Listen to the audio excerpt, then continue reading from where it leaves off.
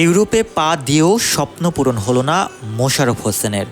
হাজারো স্বপ্ন নিয়ে ইউরোপে যাওয়ার জন্য সম্প্রতি নন সেনজেন দেশ সার্বিয়াতে যান তিনি। পরে সেখান থেকে অবৈধ পথে ইতালি যাওয়ার পথে ক্রোয়েশিয়াতে সড়ক দুর্ঘটনায় মারা যান এই যুবক। জানা গেছে, গত এপ্রিলের 7 তারিখে সার্বিয়ার ভিসা নেন মোশাররফ হোসেন। বৃহস্পতিবার বসনিয়া দিয়ে ক্রোয়েশিয়া হয়ে ইতালি যাওয়ার সময় দুর্ঘটনার শিকার হন তিনি। মোশাররফ হোসেন বাংলাদেশের চট্টগ্রাম জেলার ফেনী উপজেলার গোবিন্দপুর গ্রামের কামরুল হকের ছেলে। পুলিশ মরদেহ উদ্ধার করে কতিনা থানায় হস্তান্তর করে। পরে ময়নাতদন্তের জন্য মরদেহ হাসপাতালে প্রেরণ করা হয়।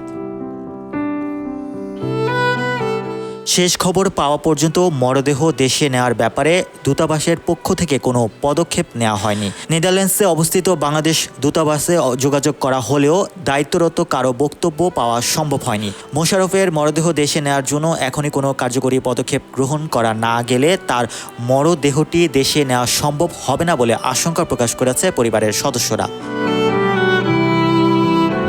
Mohammad Rasel, news 21, news desk.